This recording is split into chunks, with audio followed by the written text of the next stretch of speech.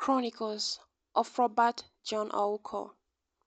Robert J. Ouko was among 83 members who left together with President Moi for a prayer conference to the United States of America on January 27, 1990. And after returning to Kenya on Sunday 28th, Ouko went to see the head for internal security, namely Hezekiah Oyugi. By this time, J. Ouko was the Minister for Foreign Affairs.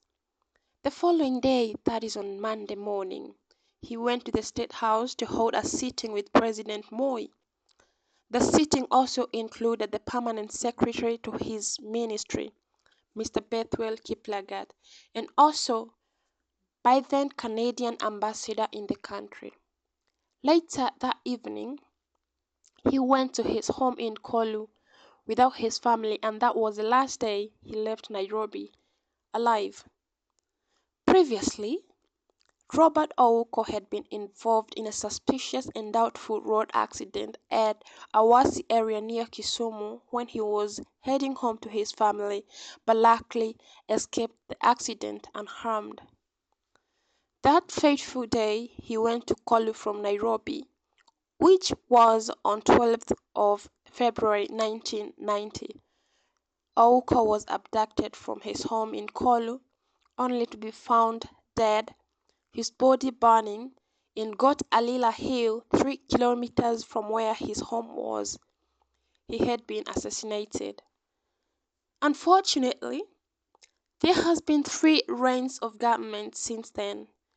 Yet perpetrators who killed Ouko have never been brought to books. Since then, people had died mysteriously, just because they were associated with the killing of Ouko or simply were feared to be witnesses of what had actually happened to the iconic Ouko. After his body was found, of course burnt almost beyond recognition, it was taken for an autopsy at Lee Funeral Home. His body by then was looking like a burnt piece of wood. Detectives from Scotland Yard had a really hard moment extracting samples from his body to use for further investigations. From what they said, it seemed that the perpetrators had the intentions of burning Ouko's body beyond recognition. However, the government pathologist by then, namely Jason Kaviti, had carried out an autopsy, concluding that Ouko had committed suicide, a conclusion that was greatly disagreed upon by the British detectives after they conducted their further investigation. They personally confirmed that Ouko had been murdered, and in fact, very brutally. The samples to his body that had been taken to Guy's and St. Thomas Hospital in the UK for further investigations have never been returned back to Kenya or even handed to his family. On 21st of February 1990, that is 5 days after his body was found dead, some detectives arrived from Scotland Yard, with John Trune in charge, so as to continue with the investigations concerning the brutal murder of Ouko, or I would say assassinations.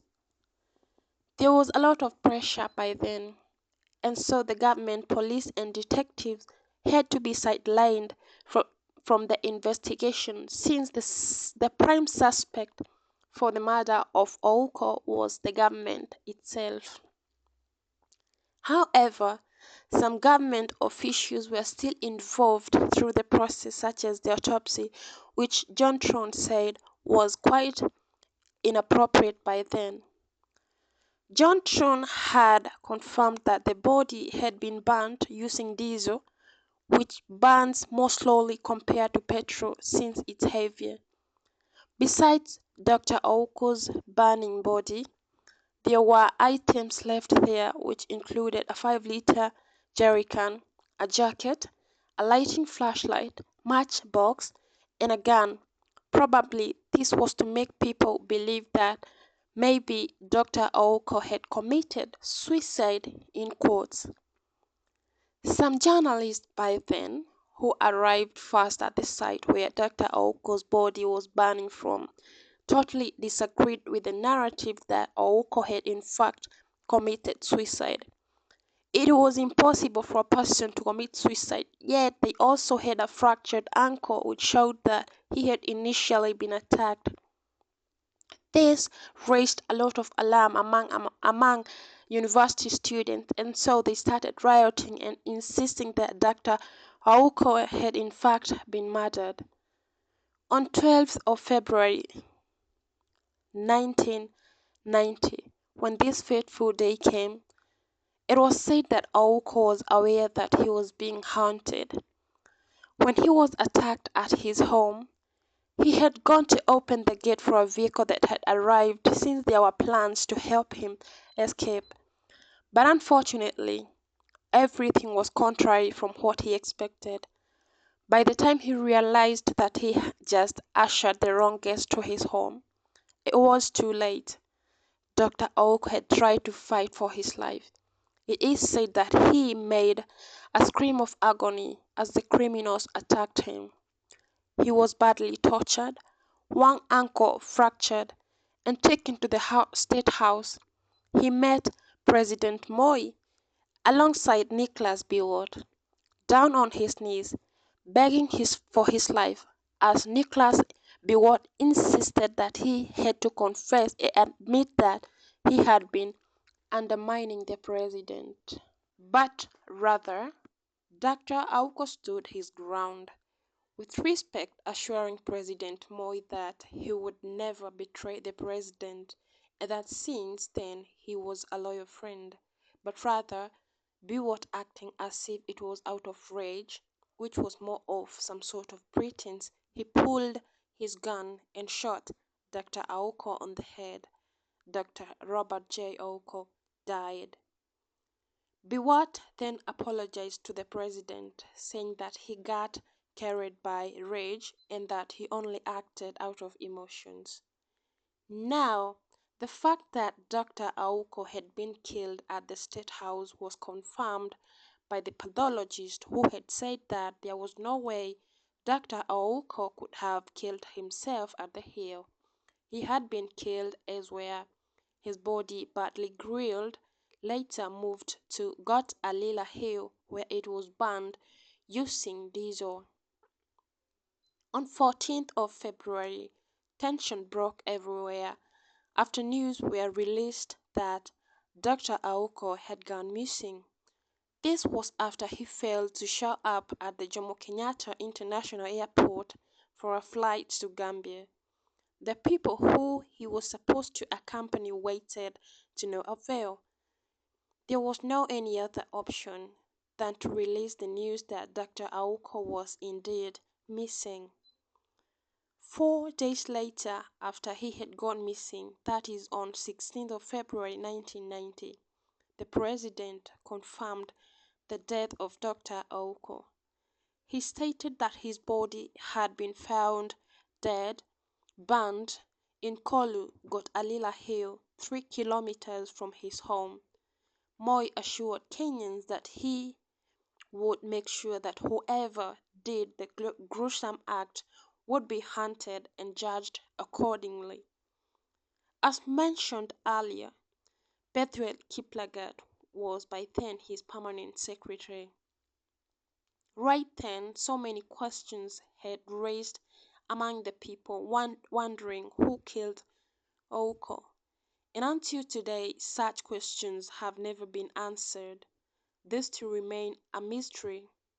Many term his death is a puzzle, confirming that Robert Ouko was very loyal to the system and there is no way he's shown to be a threat to the system.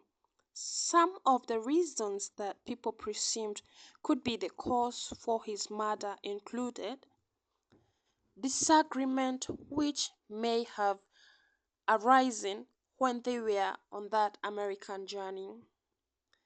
And then number 2, wanting to expose corruption grafts.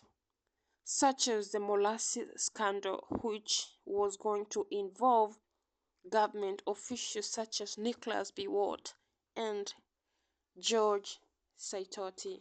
Kisumu town politics was another reason.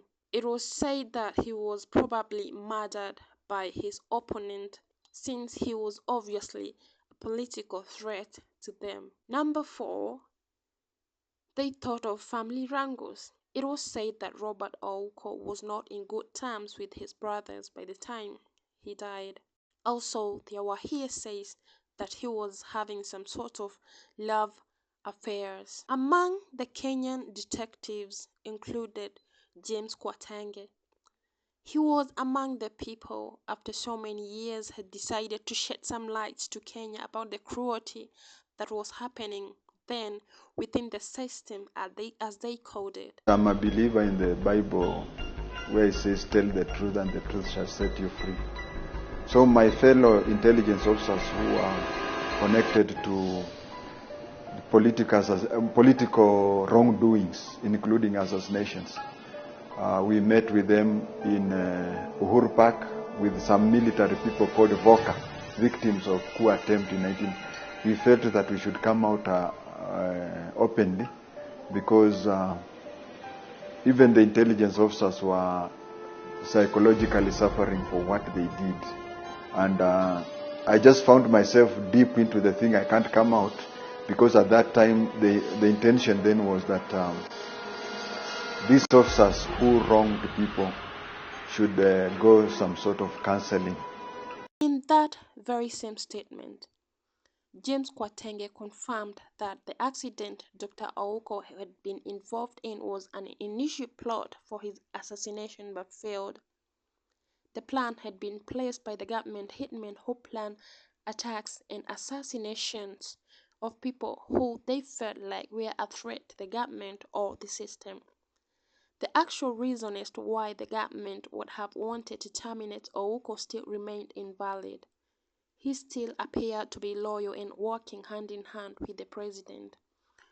On the 10th of February, he had attended a conference at Kisumu town where he confirmed during a speech that he shared close ties with Moi and they were working together smoothly. Because of President Moi's efforts here and overseas.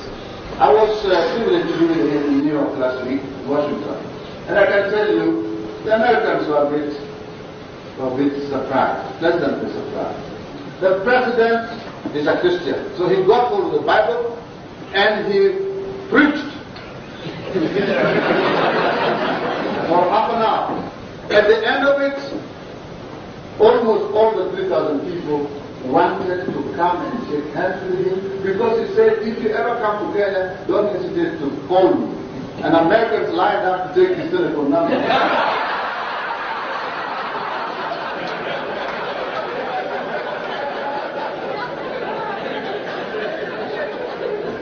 And I want to tell you that our beloved President, His Excellency Daniel Arap Moi, has done to Kenya more than any other person could have done.